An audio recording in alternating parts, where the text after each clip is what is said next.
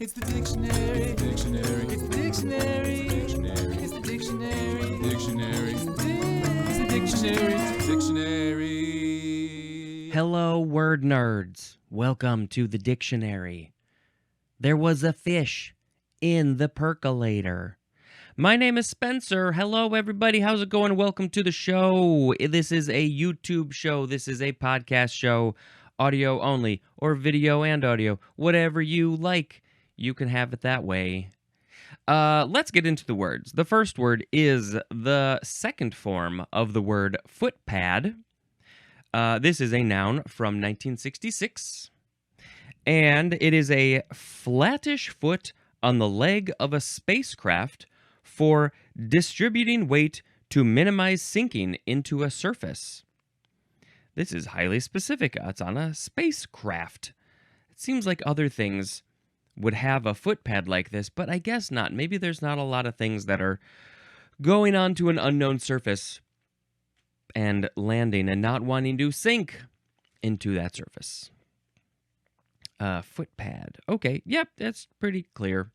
I guess my sound effect is going to be, should I do this? We'll go plump, plump, plump. Next is footpath. Noun from 1526. This is a narrow path for pedestrians. Why does it have to be narrow? Can't it just be any size path? It's the footpath. It's the path for your foots. That's it. We gotta go on to plump, plump, plump. Foot pound. 2 words with a hyphen. Noun from 1850. This is a unit of work equal to the work done by a force of 1 pound acting through a distance of 1 foot in the direction of the force. Now, I don't really know how this gets used, but it's so if you are measuring something that's 1 foot away, but it's 5 pounds of pressure or work, then would it be 5 foot-pounds? Because it is 1 foot away, but 5 pounds of work or something. I don't know. This energy, work, power stuff is a little confusing. Let's see if we got something else. Engineering gravitational systems. Energy transferred upon applying a force of 1 pound force through a linear displacement of 1 foot. The corresponding SI unit is the joule, Joule, though in terms of energy, 1 joule is not equal to 1 foot-pound. Well, that makes it more complicated. The term foot-pound is also used as a unit of torque. In the United States, this is often used to specify, for example, the tightness of a fastener, like screws and nuts, or the output of an engine. Yeah, there's a bunch of numbers here and stuff like let's see 1 horsepower is about 550 foot-pounds of force, I think. Or no, sorry, that's foot-pounds of force per second. And then we got time into this complication thing. Anyway, yeah, you go look that up if you want to learn more about the foot-pounds. Plump, plump, plump. Next is, here it is, foot-pound second. 3 words with hyphens. Adjective from 1892.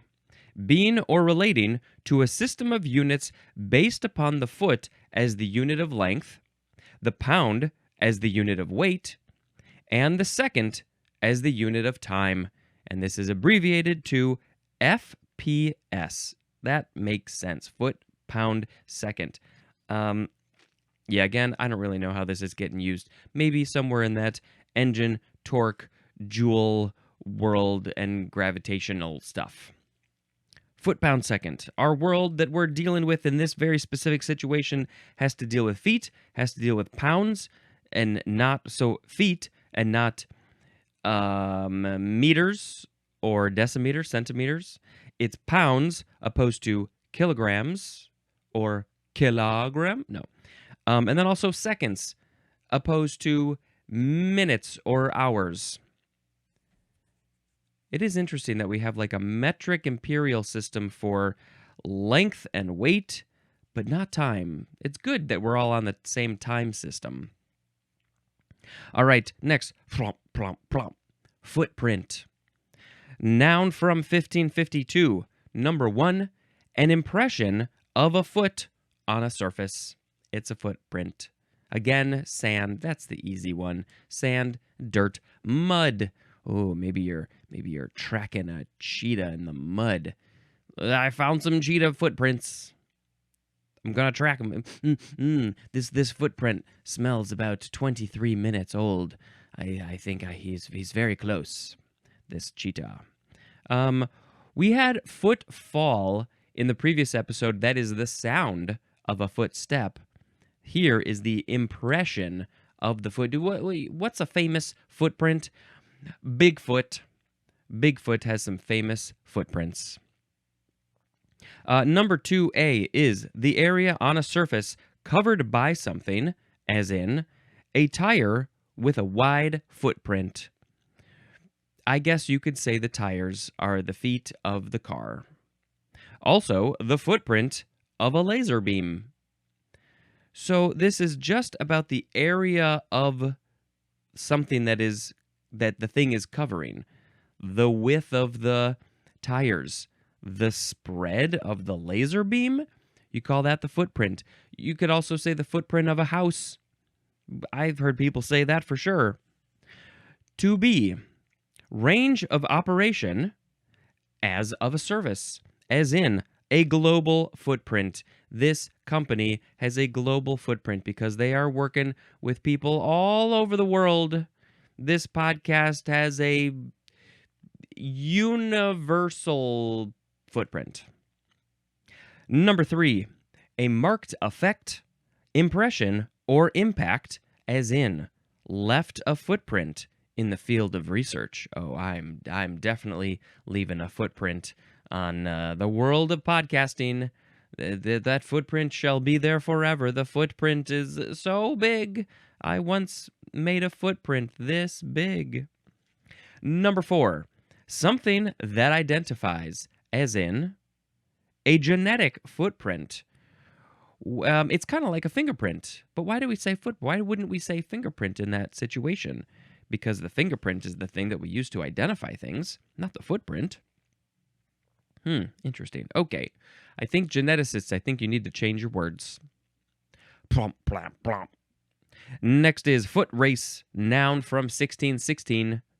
A race run by humans on foot, although I think that there could be foot races of non-humans. We've seen races like that. People try to get turtles to race, corgis to race. These are very cute races. Rabbits, if it's for fun, just your pet, hey, let's have a casual thing. But when it's competitive, like greyhounds and horses, I'm not a big fan of that. But those are all technically foot races because they are racing on their feet. But yes, usually we're calling these foot races. They're about humans. I don't remember the last time I was in a foot race. What about you? I guess, what would it have been? I did a marathon. That was a number of years ago. Maybe that was the last one. Plomp, plomp, plomp. Next is footrest. Noun from 1861. A support for the feet. Some of the planes these days, even in like the normal seats, they have footrests for you on the seat in front of you. Maybe these are in the mid-level seats. I don't know. But the footrest that I have experienced, sometimes it doesn't go down all the way, and it's like you got to push it up all the way too far and then push it back down, and it's very difficult to do, especially when you're in that cramped little seat. But there are also, the fancy seats. They lean back, and there's a thing that comes forward to bring up your legs, and I will call that a footrest. I like to have a footrest. I like to have a thing to put my feet on. So I think I need. I'm not particularly short. I'm very average, but I don't always want my feet just on the floor. I want them up a little bit. Like I like to put them up on this thing here. There's a thing under the desk. Can you hear that sound? You maybe see something shaking. And I like to put my foot up there. It's my footrest. Plump, plump, plump. Foot rope. That's next. What foot rope? Noun from 1769. Number 1, the part of a bolt rope sewed to the lower edge of a sail. Ah, yes, we are talking about sailing. That's why I don't know the word bolt rope or foot rope. To the lower, well, we know that the lower edge of a sail is the foot. We learned that a couple episodes ago. And so it's the rope on the bottom part of a sail. So it's the foot rope. Clever title. Number 2, a rope rigged below a yard for crew members to stand on. Oh, we're standing on ropes? This better be a tight, taut rope. A rope rigged below a yard. What yard are we talking about? I need a little bit more context, but I guess, well, in this context, it's a rope for the feet because you're standing on it. You could have some fun with a whole bunch of people standing on a rope. I guess I did do this one thing where it's like there was like a couple ropes above you and then one below, and you had to like grab across for some reason. That was kind of fun. What do we got next? We got plump, plump, plump. Foot rot? Yeah, foot rot. Noun from 1708. Number 1, a progressive inflammation of the feet of sheep, goats, or cattle that is associated with bacterial infection. If you're going to have these animals, you got to make sure that their living conditions are decent. You got to clean up the stuff. If they're walking around in their own poop and pee and all that gross stuff, then they might get this foot rot, and you are going to have some problems. If their feet are rotting, this could cause some problems for the animal. So, clean up their stuff. Number 2, a plant disease marked by rot of the stem near the ground. It's kind of like the foot of the plant. It's at the bottom. It's by the dirt. And the plant is like, can you please fix my foot rot? I don't like it when my foot is rotting. Plump, plump, plump. Next is footsy. Ooh, footsy. You can spell it with an S-I-E at the end or an S-Y. Footsy, footsy, everybody's playing footsy. Come on and play footsy with me. I'm winning the game of footsy. Footsy isn't a competitive game, but I'm making it competitive. I got 4 points, you got 1 point. Playing the game of footsy. This is a noun from 1944. Number 1, a furtive, flirtatious... No, what is this word? A flirtatious. Now it's going over to the second line, and this is not seeming correct. A furtive, flirtatious caressing with the feet. That's what it is. For some reason, it did not make sense to me. A furtive, flirtatious caressing with the feet. And where might this caressing be happening? It might be under a table. That is where we have seen this happen in so many movies and TV shows. Do people do this in real life? It seems so. There's so many contexts. But yes. Ooh, let me just caress my foot against your foot. Ooh, this is like taking flirting to the next level. It's not just, fun little talking back and forth. No, it's like, ooh, our feet really like each other. They're going to have some fun in the secret area of under the table where people can't see us. Maybe we want to do this so people don't know that we're flirting. We want to be secretive about it. Or maybe, maybe I'm playing footsie with somebody who I shouldn't be playing footsie with.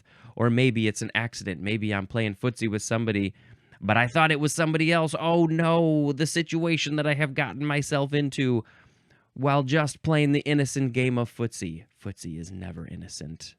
There's always victims in footsie.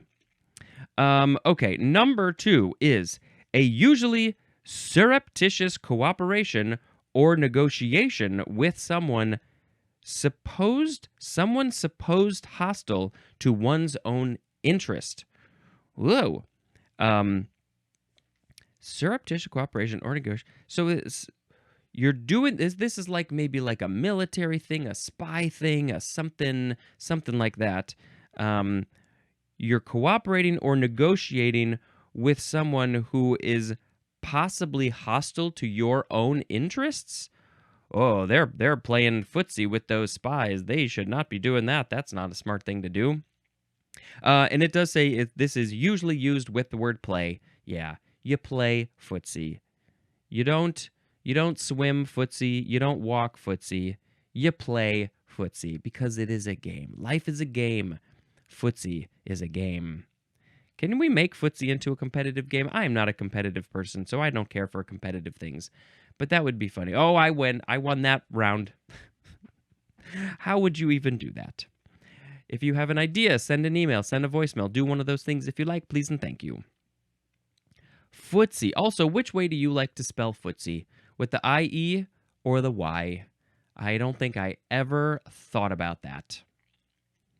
Anything else to say about footsie? Don't think so. I don't know if I've ever played footsie.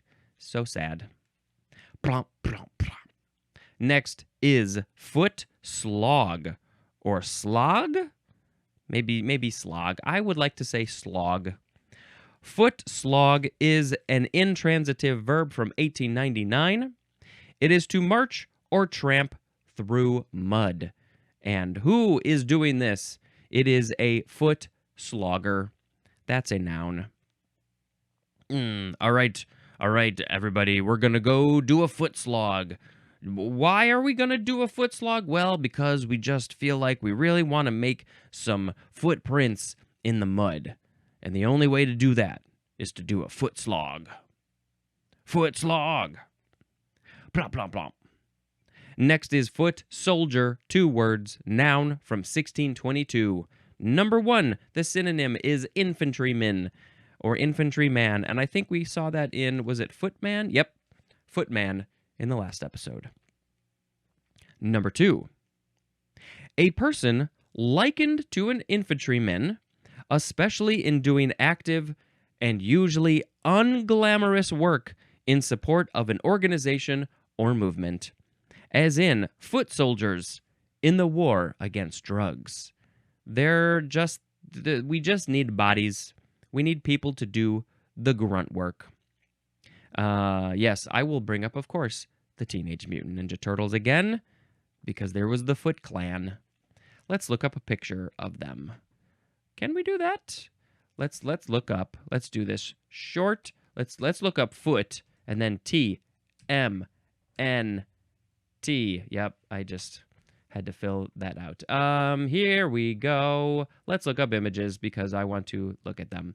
Mostly, maybe there's some slight variations, but mostly they are wearing a purple hood.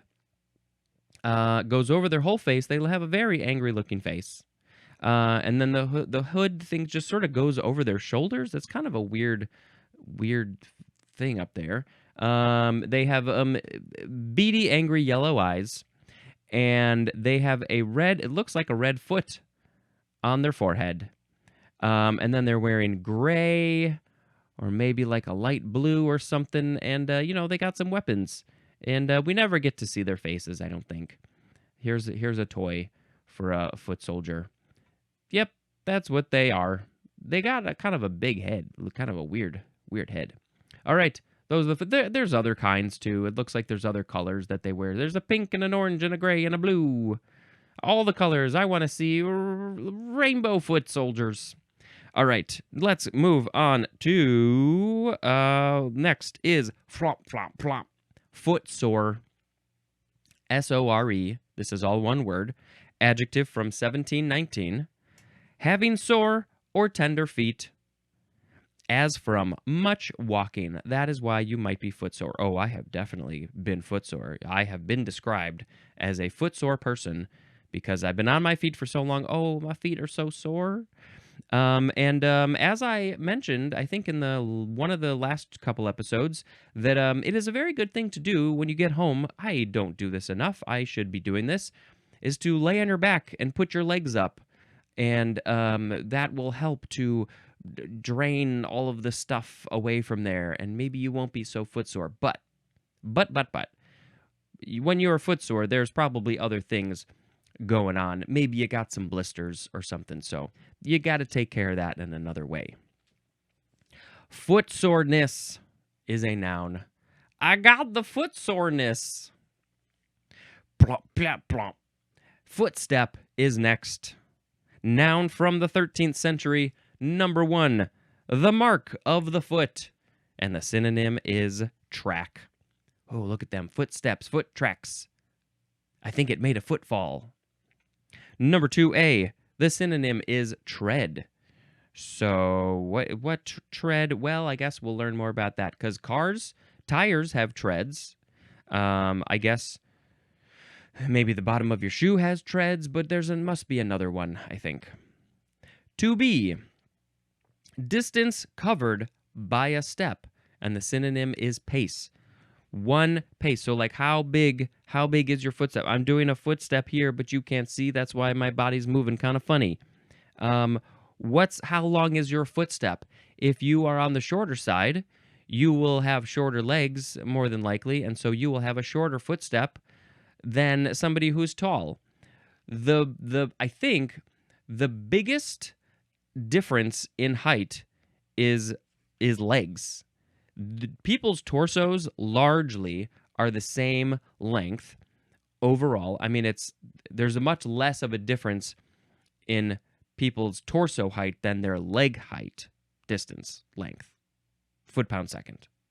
And so, yes, taller people have just longer footsteps. I remember I got a pedometer. This was like early days of pedometers in like the early 2000s. And you had to like measure your footstep to see how long from foot to foot your footstep was. And then you'd like plug that into the pedometer, and then it would know like, okay, we're averaging, because then how many steps you took, then it would give you a like, oh, you went this much distance. Yeah, back in the days of those sorts of things. All right, footstep. Next, we got number 3, a step on which to ascend or descend, like a stair footstep, a stair step. Those are footsteps. Number 4, a way of life, conduct, or action, as in followed in his father's footsteps. The way that his father did things. A way of life, the way his father conducted life, or the actions that his father took. It's kind of funny because I think a lot of us can't help in some form follow in our parents' footsteps because we are like them either genetically or what would be the other word? Maybe if you're adopted, maybe you just like that nurture, that whatever you get from your parents just from being raised by them, you might, you get those traits. You can't help but get some of those traits. But usually when we're talking about following in your parents' footsteps or somebody else's footsteps, is more like you're going to end up doing the same job or doing the same types of things. And so, I guess if I think about me and my dad, I am in many ways following in his footsteps, in the sort of artsy way. Not fully, he took a different path. He went full actor and then full artist. But I'm, because I was raised by him and genetically I'm very similar to him, that I have a lot of similarities in that way and sort of urges like wanting to do things, something like this podcast. And so, I think I have definitely followed in his footsteps. All right, moving on to footstone, noun from 1724. A stone placed at the foot of a grave. Okay. Why? Well, I know that I think in the Jewish religion you put a stone on top for something, and I guess maybe there's some people who like to put a stone at the bottom. I guess you could call it a headstone if you put it on top, but the stone is already called a headstone. Blip, blop, blap, blop. Interesting footsteps. Footstool is next. Noun from 1530. A low stool used to support the feet. And I guess this is also just a footrest. If you want to put your feet up, you get a footstool. But I usually think of them as, I got to stand on the footstool. Go get me that footstool because I need a little bit more height. It's to support the feet. I guess you could interpret that in different ways. Blap, bloop, blap. Foot wall, noun from 1860. Number one, the lower underlying wall of a vein or deposit or coal seam in a mine. All right, we're talking about a mine. We're talking about the rocks and those things. And so there's a vein in the wall, an ore deposit, O-R-E, or a coal seam. And it's a foot wall because it's in the wall and it's at the bottom. The lower underlying wall of one of those things is the foot wall. I don't understand the mine things. Number two is the lower wall of an inclined fault. What kind of fault is this? Like a chasm? Is that like a fault? I don't remember. I guess that was a long, long time ago when we read that. I mean, I know again we got the faults with the earthquakes, those kind of faults. But let's just do a quick little look back. Oh, we got a lot of faults here. A lot of faults. Let's see. Any one of these geologic? Yeah, the fracture. That's a verb though. Where's the actual? A fracture in the crust of a planet or moon, accompanied by a displacement of one side of the fracture with respect to the other, usually in a direction parallel to the fracture. And I guess the bottom of that would be the foot wall, maybe something like that. Okay, that's it. Now we're gonna go plop, plop, plop. Footway. Noun from the 15th century. This is a narrow way or path for pedestrians. And what was the other one we had? Footpath. Footpath and footway are the same thing, pretty much. And I guess they got to call it out as being narrow because when you compare it to the size of a street that cars are driving down, it's much more narrow than that. And so, you don't usually need a footpath or a footway to be as wide as a road. And so it's just narrow. It's just enough for like 2 to 4 people walking by. Plop, plop, plop. Next is footwear, noun from 1881. Wearing apparel for the feet. This is the apparel that you wear, so it's wearing apparel. And the examples of these are shoes or boots, and that covers a lot of ground. There's a lot of different kinds of shoes, a lot of different kinds of boots. I wear shoes. It's just one of them things about me that you should know. Socks would also be footwear. If you are one of those people who like to wear socks, I am currently wearing socks and shoes. I got my footwear on. I'm not very fancy with my footwear. Sometimes I'm like, ooh, could I pull off fancy stuff? And then I'm like, not at the moment. I think I would need to just do a whole change of style. And I think that would be very jarring to myself and others if I did a whole change of style. But that looks like cool footwear. I will not wear it, but I would be cool. I would be so much cooler if I wore that footwear. Blop, blop, blop. Next is footwork, noun from 1859. Get your feet working. Number 1, the activity of moving from place to place, as in, the investigation entailed a lot of footwork. We're detectives.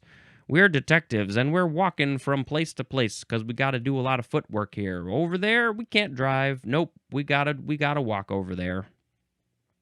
Number 2, The management of the feet. Where are we managing the feet? This might be boxing. Also, the work done with them. The work done with the feet is the footwork. And the management, I would not have called working your feet the management, the managing your feet. But that's what it is. Who was the best at the boxing footwork? Was it Muhammad Ali? Cassius Clay? He was always talking about how fast his feet were, I think, right? Quick like a butterfly and sting like a bee or something like that. He was really good at managing his footwork. Managing his feet. And then that was his footwork. All right, number 3. Active and adroit maneuvering to achieve an end, as in fancy political footwork. You were working so hard, maneuvering adroitly when you did that stuff. All right, last word. This is a word I don't think I know, and there will be a second form in the next episode. This is the first form of the word, would you pronounce it, foozle? Let's check the pronunciation over here, which is at the bottom of the foot of the page. Here we go. Ooh, I think that's how foo. I think it's foozle. I think it's foozle. Foozle. It is a noun from 1890, and it is an act of foozling. Don't you love that? But especially a bungling golf stroke. All right, now we're getting some good information, because an act of foozling does not help me when I do not know what foozling is. Do you know what foozling is? I think it's a bungling golf stroke. Foozle. I foozled it. There's no etymology, and there is some etymology in the next episode, but you are gonna have to wait until the next episode. So, I love that word. I just love it. Now we got to pick a word of the episode. Today we had footpad, footpath, foot-pound second, footprint, foot race, foot rest, foot rope, foot rot, footsy, foot slog, foot soldier, foot sore, footstep, foot stone, foot stool, foot wall, footway, footwear, footwork, and foozle. We finished the foot words. I should have called that out. Right before foozle, we had the last foot word. Okay, I am either going to pick footsy or foozle as the word of the episode. Let's just look at this a little bit longer. I think, yeah, sure, why not? Let's pick footsy as the word of the episode. Playing footsie under the table. I'm playing footsie with myself. That's it. That's the end of the song. And I will tell you about another movie that I watched. We then watched, the next one was still in the David Lynch retrospective. It goes on for a few more days here. It finished in my timeline, but the movies that I'm talking about, we still got a few days. Mulholland Drive. This is arguably, depending on who you talk to, arguably David Lynch's best film. This one came out in the early 2000s, and I definitely did not know what to do with this at that time. But then later I watched it and talked to people, and I got some explanations, and it's like, how to describe this? It's one of the most straightforward of the weird David Lynch movies, if you could call it that. A lot of them are pretty weird. It's a straightforward weird. Could we say that? I don't know. Maybe. It's not totally, but a little bit. You just gotta watch it. This has been Spencer dispensing information. Goodbye.